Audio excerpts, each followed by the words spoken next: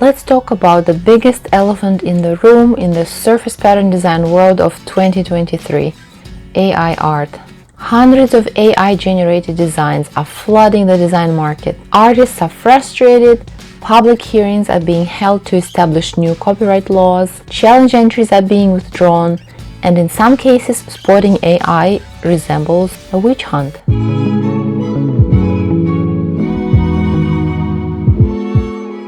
Hi textile buddies, I'm Daria, surface pattern and textile designer and artist, both traditional and digital. On this channel we talk all things colored, textile, pattern and artwork. Patterns are everywhere. Before we begin, please hit that subscribe button if you haven't subscribed yet and like the video if you feel like it strikes a chord. So like I mentioned in my previous video, I normally make videos according to a schedule and not really a schedule, a list, and I try to make evergreen content, and I feel like I can watch any video that I posted before and it's still relevant. But recently things have been changing and I'm like, can I still keep telling people they can make a living with surface pattern design? I don't know. Even though change is a normal life process, sometimes it can be quite painful, and I think this is exactly the case. Many people compare the advent of AI to technologies that are completely habitual now, such as computers, Photoshop, Illustrator, Procreate, and the software for them such as Affinity. They say, remember when people used to do batik by hand or weave ikat by hand, and then they were frustrated when this could just be replicated on the computer. The traditional craftsmen were upset back then, and now we are being upset about AI. Isn't this kind of what is happening? Is it the same process? Yes and no. Let's look into it.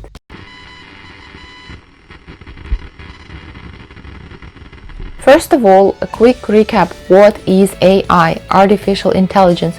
It used to mean AI Adobe Illustrator, right? Now it's something else.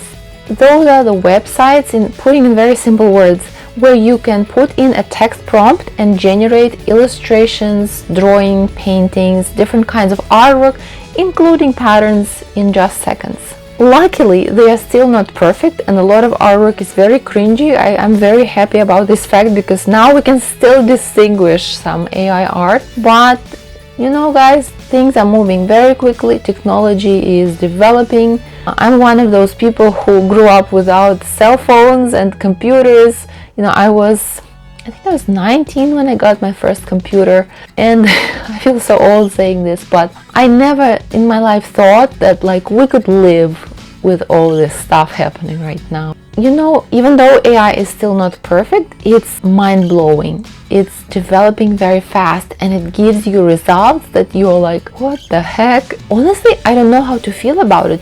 It's so powerful, it's so big. My brain is confused because whatever I used to, it took me years to learn something or months to practice and perfect something, and now very similar results can be achieved in seconds. Of course, it causes panic, right? But I can't help but think, what if it can be used for my advantage somehow without compromising, of course, anybody else? Please hear me out. I'm not a supporter yet. I'm just trying to understand what to do with this new, big, cool, strange thing. AI is coming to different spheres of life. It's not just art. It's music, it's photography, design, software engineering. Don't think that it only concerns art. For example, in music, it raises the problem of streaming royalties.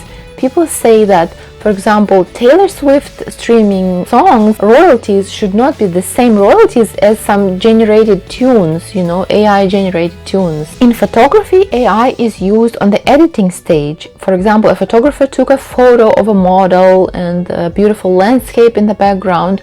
So Photoshop has recently released a new version, beta version with generative fill. The way it works is, for example, there's a model and there's forest or a field behind the model, and then you select an area on your photo and type in, for example, a pool of water, and then AI generates a pool of water that looks like it was in that landscape.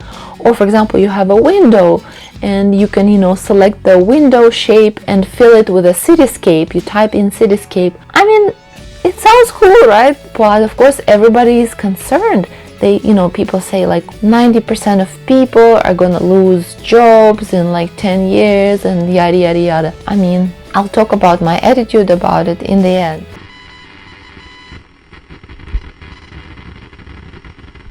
So is AI coming for our gig? Kinda. Let's get back to textile and surface pattern design. Now people who have no art or design training whatsoever can generate designs. They just have to master the art of writing prompts. And yes, it does take a while to, write viable prompts, because AI does what you tell them to do. What is the problem with those designs though? Oh, actually, there are a few.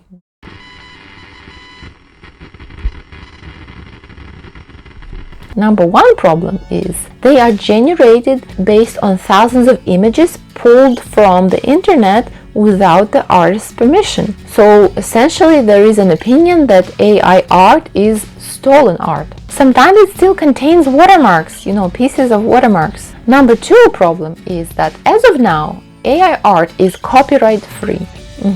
Which means it's not protected and it can keep getting reproduced fully or partially if the same prompt is used by different people. Number three, those designs devalue the hours and days of hard work put in by actual human artists. That's a new term, human artists. Welcome to the 21st century, right?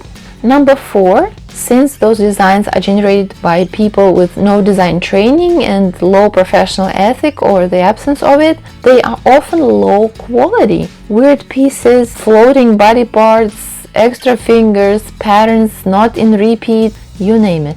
It is beautiful at first glance, the crisp lines, interesting color palettes, but if you look closer, there's weird stuff happening there. Kind of like in Bosch's paintings, but in a bad way in this case. Number five problem is that AI art is quickly flooding the service of hosting companies, which, for example, in case of Redbubble, a print-on-demand platform, has led to the introduction of paid tiers, where you have to pay to still be a contributor. I mean, it's a low fee, of course. It's not necessarily a bad thing. It's kind of like a gateway. Kind of like with Spoonflower, you have to order a swatch in order to sell, and it kind of weeds out people who are like not very serious about design. But as you can guess, many people are not happy about paying for being a contributor, and I get that because they are already making money off of us. Number six issue is that AI art is poorly regulated. Everybody is bedazzled now by this new thing,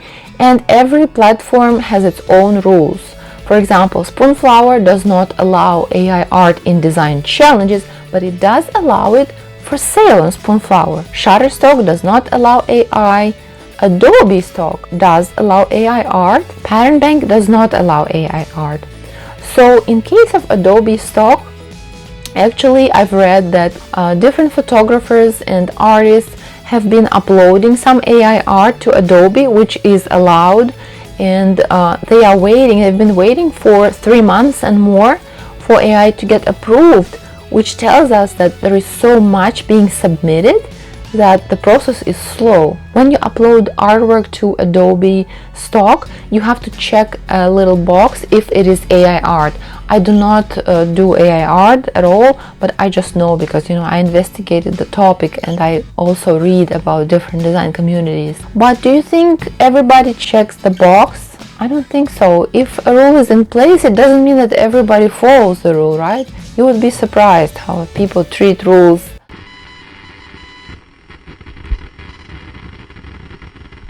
Like I talked in my previous video, AI is causing quite a commotion in Spoonflower design community right now. I'm not going to repeat everything here, you can watch that video, but I'll just mention that right now it's very poorly regulated on Spoonflower and is causing a lot of frustration among human artists because some malicious contributors keep submitting AI art to the challenges and sometimes they just slip through the cracks. At the same time, actual artists receive violation notices and they are told that their art is AI, but in fact it's not. So now you kind of have to prove that you are a real artist. So people are wondering, why won't Spoonflower ban the repeat offenders? There is also an Instagram account that tracks AI entries And it is helpful to learn to see, what is AI, where is AI. I use it to kind of, get used to spotting AI art, but honestly, I feel like it's so easy to be tricked.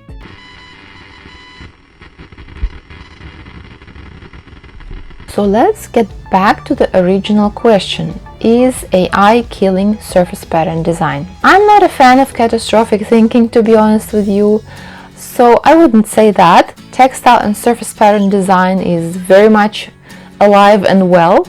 It's not going anywhere. AI is definitely stirring up the pot, but like I said, it's happening everywhere, not just in design.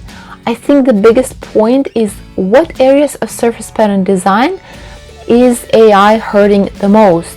And I would say it's definitely print on demand, POD, and microstocks, of course. It has this low entry threshold where anybody can submit, and of course people are taking advantage of it. And of course it will be the first target of AI, right? If you're aiming at submitting thousands of designs to Shutterstock, maybe it makes sense to, use AI. It's not allowed as of now, but there are other stocks that allow AI. I honestly don't think that serious clients will resort to using AI right away. Maybe in time we'll see how it goes, but not now. In regards to this, I want to show you the newsletter that I got from Jennifer Nelson, an established artist agent. I'm going to read the letter. If you're in our Facebook group, nearly 5,000 strong, you already know that AI has been a huge topic of discussion since the release of ChatGPT. Some people are worried, others not so much. Recently, someone just starting on their art licensing journey asked if they should even bother. While of course ultimately we don't know what will happen, we do have some things to share that might give you hope as a working artist. First of all, we have encountered our first contract clauses from clients asking artists to guarantee that none of their work is produced by AI. Likewise, we are also starting to see artists stipulate in contracts that their art not to be used in the training or creation of AI artwork. For me, both of these things are heartening to see. For me too, actually. Important side note here, in case you haven't seen, Adobe Creative Cloud may be using original artwork from its users to generate their own AI work. Read this article here to learn more and find out how to opt out of letting them do this. I'm going to put a link to the article in the description.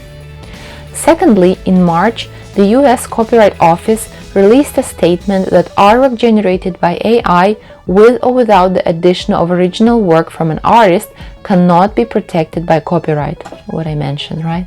There are some caveats here that we won't get into, but this fact, along with the caveats, means that licensing AI art is murky territory at best and a serious potential liability for any company that decides to use AI art. Finally, the AI art I've seen so far is either extremely detailed or not suitable for surface design. Pieces that come close to being suitable are clearly copying another style of art, like Van Gogh's Starry Night. While I know it's likely a matter of time, I believe there is a far, far way to go for them to mimic the uniqueness of brush strokes and the human element in artwork. These things combined give me a nice dose of optimism when it comes to real artists' work remaining an essential element to beautiful products everywhere. So this was Jennifer Nelson's newsletter. This is a professional, established art agent who works with clients, and I think this sounds really encouraging to me.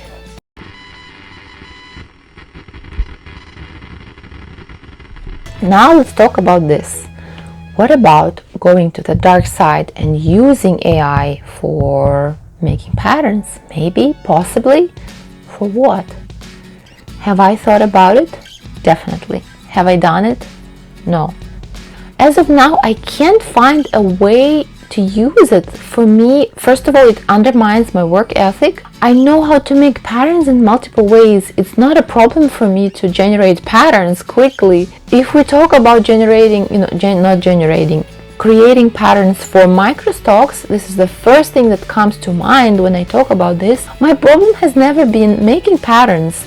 I still have around 80 patterns that I haven't uploaded anywhere. My problem has always been uploading. This boring process of writing descriptions, writing keywords, and actually sitting down and uploading lots and lots of designs is just exhausting and boring. I also think it compromises my artist identity, to be honest with you, and I wouldn't want to do that. But at the same time, I understand very well that AI is not going anywhere. It's only going to get stronger.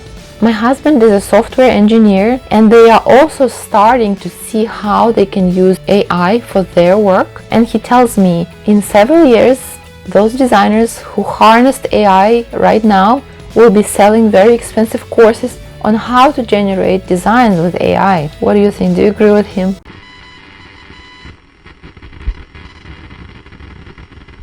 Is it still worth making patterns, you might ask? Well, I read you Jennifer's thoughts, and I say yes, it is. Maybe you should reconsider your career path. Maybe you should pitch more to clients directly rather than rely on POD websites or sell your own products. I'm honestly trying to figure it out right now as we speak. Beginner artists often ask, can you imagine how difficult it is to be a beginner designer? I want to tell you, can you imagine how difficult it is to have been doing this for a while, and now we have all these changes, and trust me, we are all struggling to keep up. We are struggling to know what's the best thing to do, no matter what stage you are at in your surface design journey. But there have been other technological advancements before, and I say if you quit now, you lose, you're done. But if you survive this, you might succeed. The ever-changing digital world, right? I guess it's the new industrialization wave. What a time to be alive. So what are your thoughts on AI? Do you hate it? Are you mesmerized by it? Are you intrigued? Have you tried it? There is a video by a fellow artist who is called Aurora, beautiful name, where she tries the AI for generating patterns, and she also thinks, maybe you can use it somehow as an inspiration for color patterns. Maybe you could pull those motifs or redraw them on top with your own hand, in your own style. So I will leave a link in the description to this video as well. It's fun to watch. Please like and share this video if it was helpful, and remember, freaking AI art is everywhere.